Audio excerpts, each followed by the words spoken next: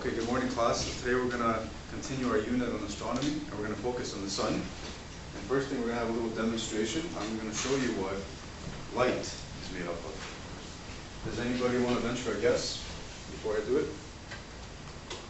What light is made up of? Yes, Mark? Different colors. That's right. And you know that because of the rainbow, I'm assuming, right? Yes, sir. Okay. Hopefully I'll show you something.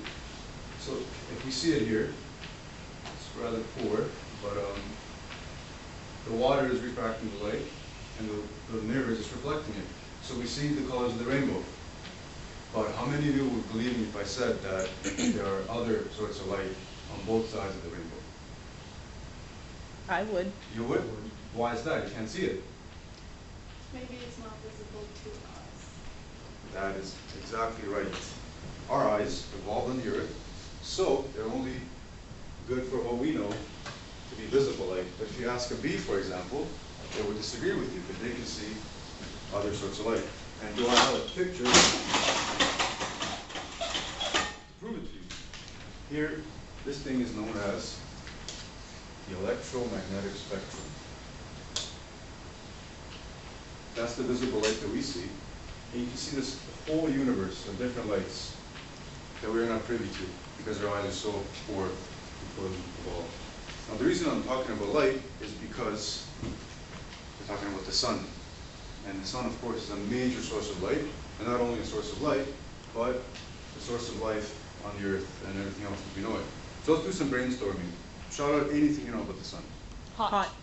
That's right, it's very hot. Anything else? Very big. That's right. Keep going. We revolve around it. That's right, the earth revolves around the sun. That's right. Anyone else? It's a star. Exactly, it's a star. So these are really good points. These are really good points. But today, we're going to focus on the anatomy of the sun, as it's known. So here I have my glorious diagram that I drew, and it represents the sun and a lot of things that are happening on it. It's a very active sort of star. It's not just sitting there doing nothing. So I have a lot of structures here. And we have this thing here is known as the solar prominence. So basically it's a low energy. Think of the sun just spewing all these particles and matter just rushing out of it. But it's low energy, so it goes into the sun's atmosphere and it comes right back in. So it's sort of a conveyor belt. And they're happening everywhere. Everywhere. Another thing, these are a bit more dangerous, these are called solar flares. So think of a flare that soccer hooligans usually throw. They're very high in energy, and they're explosion, massive explosion. They go everywhere into space. And they're very dangerous, but we'll talk about that later when we get to human problems with the sun. And these flares are happening everywhere. They're even coming out of the board. They're not only on the sides. This is a 2D representation. And does anybody know what these brown things are? They're supposed to be black, actually.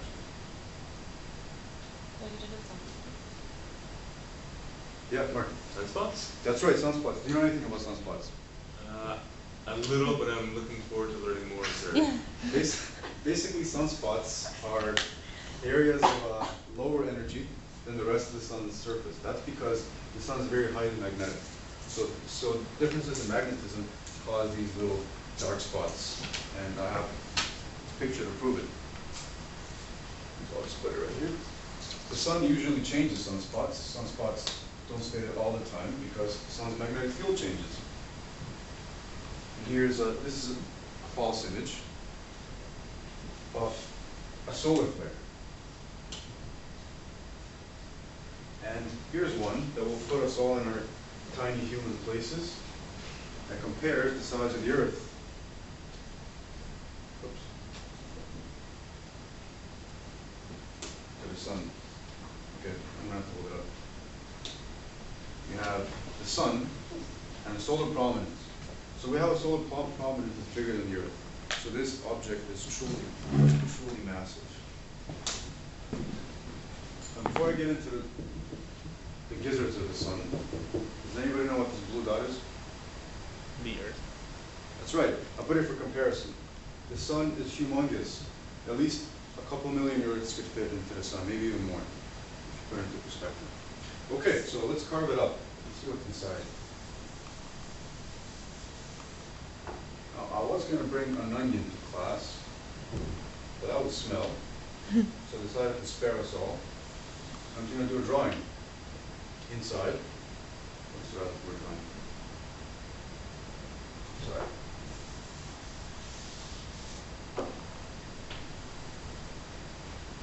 Okay, so inside we have the core. Does anybody know how hot it is? 15 million degrees. That's right. Staggering 15 million degrees Celsius. This is hot enough to fuse atoms. Does anybody know what this is? Fusion. Nuclear fusion. That's right. When two atoms fuse and they release massive amounts of energy. That's where the sun gets its energy from. And its fuel is helium. The other layers also do something very interesting. The other layer is called the radiative zone. We go canard. And the layer after that is called convective zone. The energy released from the core takes at least 1 million years to reach the convection zone. That's because there's these forces inside the sun, pressure and fusion, that are opposing each other.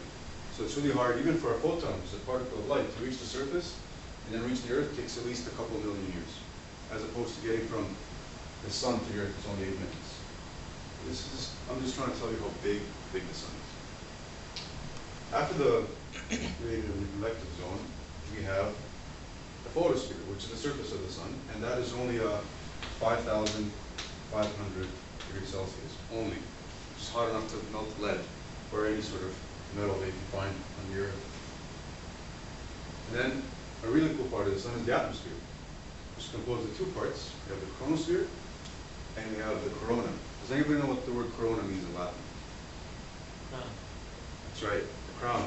And I tried to draw it as a crown, but it's yellow. It's very glowy, and we can only see it when there's a solar eclipse, because when the moon moves in front of the sun and it covers it, then the corona becomes visible, and it stretches millions of kilometers out into space.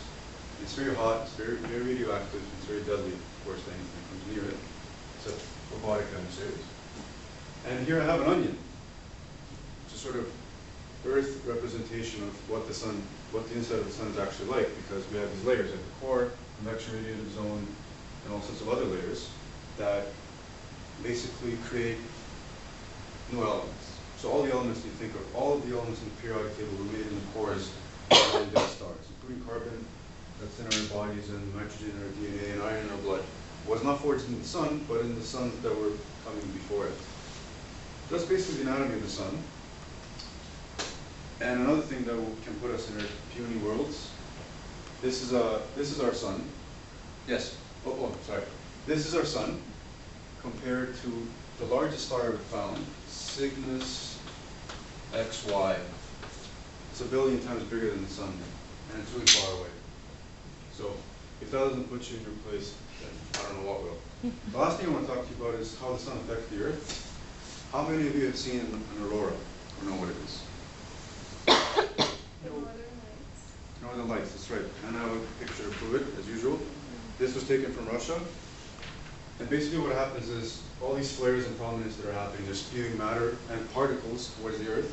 And then those particles interact with the Earth's atmosphere. And they create those beautiful light shows that Native Americans and all sorts of other people